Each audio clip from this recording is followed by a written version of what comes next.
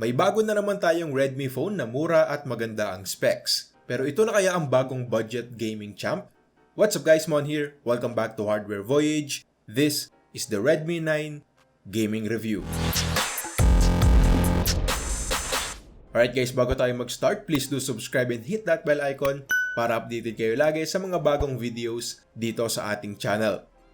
Unahin na natin ang price. May dalawang variants ang Redmi 9. Yung may 3GB of RAM at 32GB na internal storage ay nagkakahalaga ng 6,990 pesos at yung 464 naman ay 7,990 pesos. Pero madalas naman tong nakasale sa Shopee at Lazada. Usually makukuha natin to for 500 pesos less. So mag-iiwan na lang ako ng link sa description down below.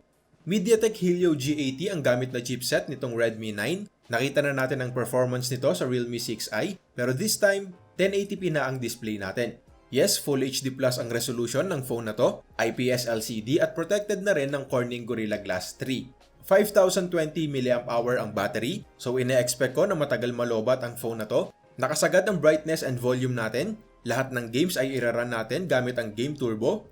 Connected tayo sa Wi-Fi at mag-uumpisa tayo sa 100% battery life. Ang una nating game ay ang World of Dragonest. Sinet ko to kaagad sa highest graphic settings at masasabi kong very playable itong WOD dito sa Redmi 9. Kahit iniispam ko na yung skills ng character ko at kahit pa may mga ibang players din na nakikipagbakbakan sa paligid, okay pa rin ang ating gameplay. May mga times na naglalag or tumitigil for about 2 seconds pero sobrang bihira lang naman.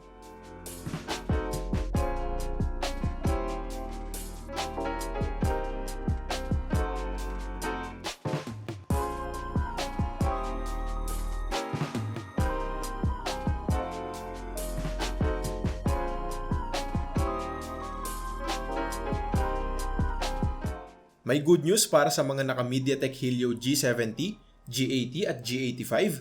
Naglabas na ng update ang Call of Duty Mobile. Pwede na nating iset yung graphic settings natin sa medium at hanggang high na ang frame rates. So sinubukan ko to kaagad dito sa Redmi 9 at swabe naman. Ang totoo niyan, halos wala akong na-encounter na lags. Well, for sure hindi naman tayo umaabot ng 60 FPS, pero very playable at nag-enjoy akong laruin itong Call of Duty Mobile dito sa Redmi 9.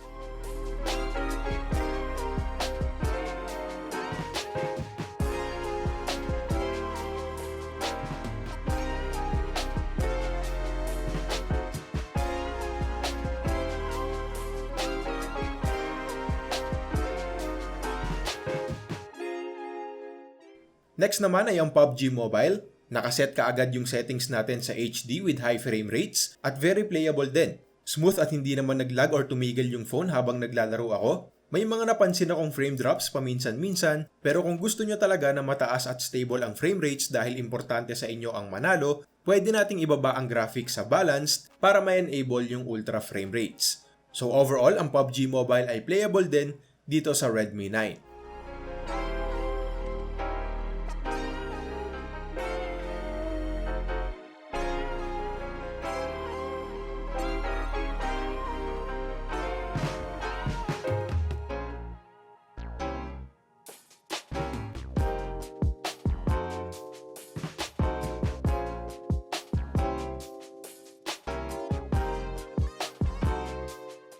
Dito naman tayo sa Asphalt 9. Sinet ko din to sa high settings at kayang-kaya ng Redmi 9 ang game na to.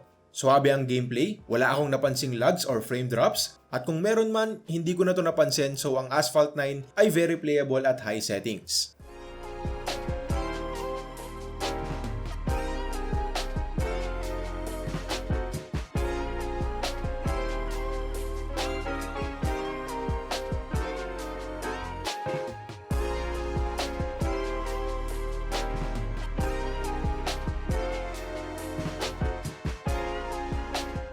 Bago tayo mag-proceed sa next game, update ko muna kayo sa battery life ng phone na to. Matapos ang 1.5 oras ng paglalaro, nabawasan ng 25% ang battery nitong Redmi 9. Isunod naman natin ang NBA 2K20. Sinubukan ko ding iset lahat sa max settings, kaya lang hindi naging smooth ang gameplay natin. Medyo malag lalo na kapag replay, so tinurn off ko yung clothing simulation, tinanggal ko yung crowd at yung iba hinayaan ko na lang sa high or ultra. At nung ginawa ko to, naging swabe na ang paglalaro ko nitong NBA. So playable din ang NBA 2K20 Yun nga lang, kailangan nating mag-adjust ng konti sa settings.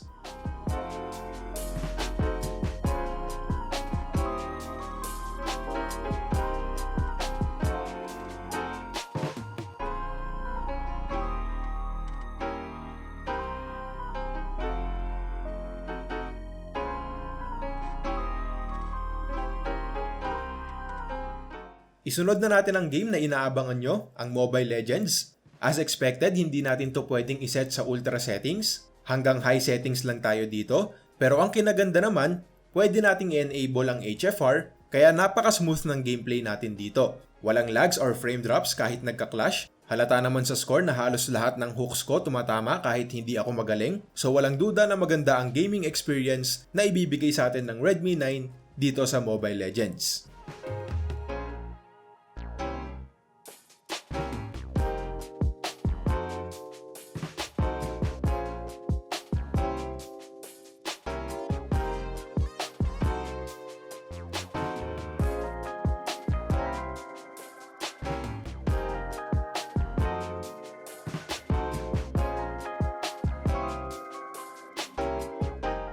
Sunod naman ay ang rules of survival. Tulad ng inaasahan, playable din ang game na to kahit naka-max ang settings. May frame drops paminsan-minsan, pero most of the time, sobrang playable naman. Hindi ako nanalo dito, pero ako yung problema, hindi yung phone.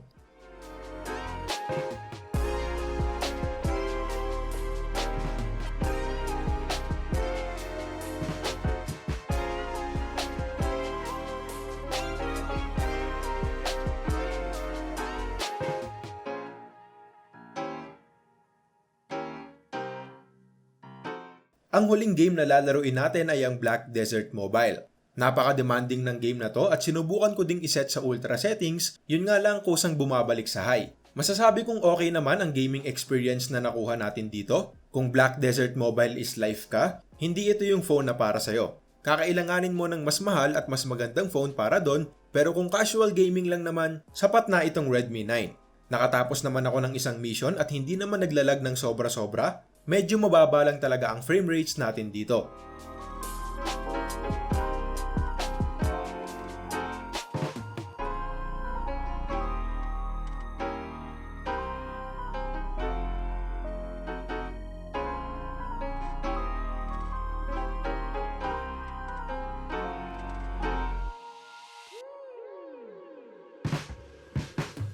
Alright, tapos na tayong mag-test and after 3 hours of gaming, halos hindi uminit itong Redmi 9. 51% lang din ang nabawa sa battery, so siguro humigit kumulang 6 hours of gaming ang makukuha natin dito sa isang charge at very impressive na yon dahil nakasagad ang brightness and volume natin habang naglalaro ng games. Sobrang satisfied din ako sa ipinakitang gaming performance nitong Redmi 9 dahil nakaya naman ito lahat ng games na tinest natin. Yes, in-adjust natin yung settings sa ibang games, pero expected na yon. Budget phone lang naman itong hawak natin, hindi naman tayo naka-ROG phone, Black Shark, Nubia Red Magic, so hindi talaga tayo makakapag-expect ng 60 FPS at max settings at makaka-experience talaga tayo ng frame drops paminsan-minsan. Pero yung ganitong klaseng performance sa ganitong price, panalong-panalo tayo dito. Ipapaalala ko na rin sa inyo na 1080p na ang resolution nitong Redmi 9 at maganda ang display nito. Sapat naman yung brightness, decent ang responsiveness, at hindi rin gaanong distracting yung notch para sa akin dahil kapag naglalaro tayo, kadalasan nakafocus naman tayo sa gitna ng screen. Medyo nagtaka lang ako dahil mas smooth pa yung gaming experience na binibigay sa atin nitong Redmi 9 kumpara sa mas mahal na Redmi Note 9 na naka-Helio G85. So posibleng hindi dahil sa mas mataas na resolution kung bakit madalas ang frame drops sa Redmi Note 9. Siguro hindi pa lang talaga optimized ang mga games sa G85 dahil nga bago pa lang. Anyway, hindi maganda ang placement ng camera dito sa likod ng Redmi 9. Nasa gitna kasi kaya nahahawakan ko kapag naglalaro. Wrong move din yung placement ng fingerprint scanner dahil isinama nila to sa camera. Kaya mahahawakan din natin yung lens every time na i-unlock natin yung phone. Pero ang pinakamalaking problema dito, 10W charger lang ang kasama sa box kahit pa capable to for 18W fast charging. Inabot tuloy ako ng siyam-siyam sa pagcha-charge ng phone na to, 3 hours and 11 minutes bago na fully charge from 0 to 100% at sobrang tagal niyan lalo na sa panahon ngayon. Susubukan ko tong i-charge gamit ang 18W fast charger, so antayin nyo yan sa full review. I-discuss na rin natin doon ang camera At kung okay ba tong phone na to overall, considering na halos kapresyo na to ng Redmi Note 9. Alright guys, yun lang muna para sa ngayon. Sana panoorin nyo rin ang full review natin dito sa Redmi 9. Maraming salamat sa panonood at next time ulit. Peace!